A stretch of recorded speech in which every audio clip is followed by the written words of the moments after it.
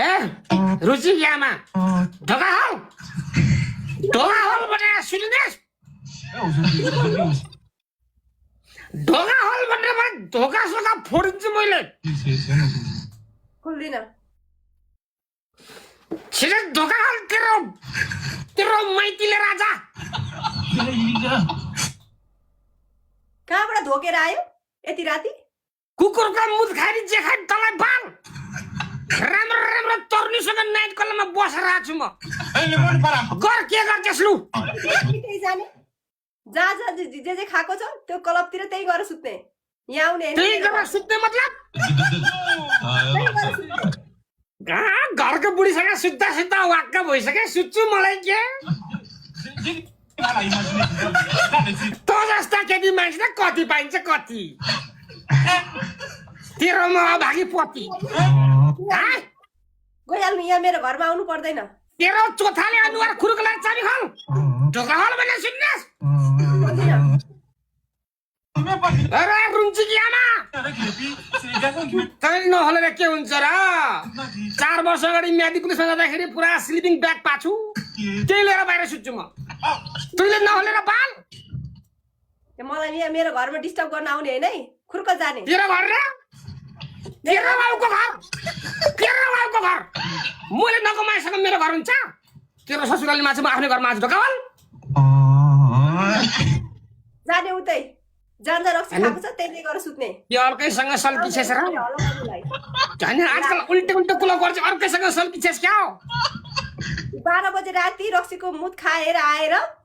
यहाँनिर हल्ला गर्ने होइन है समाजले के भन्छ जडियाको बुढी भनेर मुठ खाछु म तेरो मुठ थोडी खाछु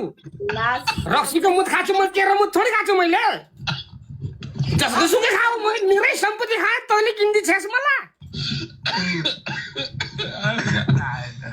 अर्कैसँग पल्किछेस क्या हो राम्रो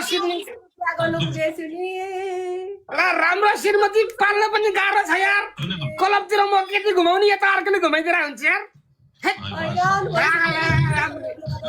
राम्रो श्रीमती बिहा गरेर पनि साह्रै गाह्रो जिन्दगीभरि कोठाला बस्नुपर्छ केटा हो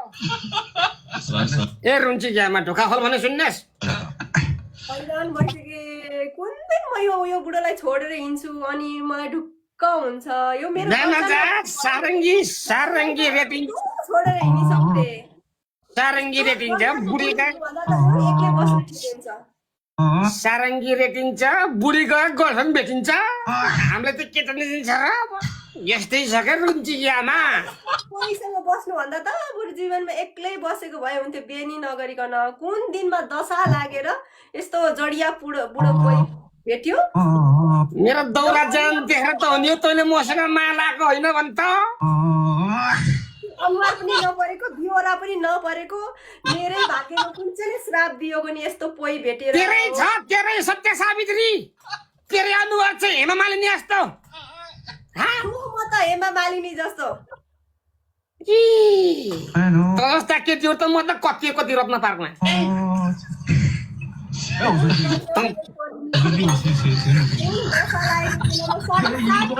लागेको बेलामा भेटेछु नि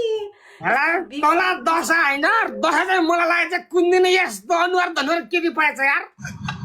साला राम्रो केटी मान्छेले पर्पज हानेकै थिए साला के दिमाग सक्कर यस्तो केटी पछि लागेको मेरो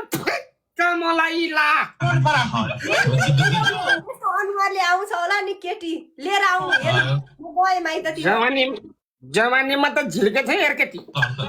तँ जस्तो थोडी हो मेकअप लाएर बस्नी जिम गएर टिक्रा बनाएको थिएँ अहिले पो रक्सीले सक्यो हेर केटी अब तर अर्की बिहार्न पर्छ क्या घरकी ढोका खोल्ने बा खोल नत्र म अर्की पुरी ल्याएँ ढोका खोल्ने बा खोल नत्र म अर्की पुरी ल्याएँ ल्याउनु मलाई केही मतलब छैन एक्लै बस्छु एक्लै नानी हुर्काउँछु एक्लै बस्छु सँगै जिउने कसम खाएको होइन र एक्लै जाने भन्छेस् मरेकी तँलाई मरेकी रक्सी खानु थालेको छ रक्सी त अब घर अब छोरा मान्छेले श्रीमती कचकच नगरेसम्म कसले रक्सी खान्छ र यार रक्सी खानु बुढी ल्याउनु मलाई मतलब छैन अब एउटा श्रीमती एउटा कोठा अर्को श्रीमती अर्को कोठा हामीलाई बाल बस एक्टिङ सक्यो प्लिज बस बवाल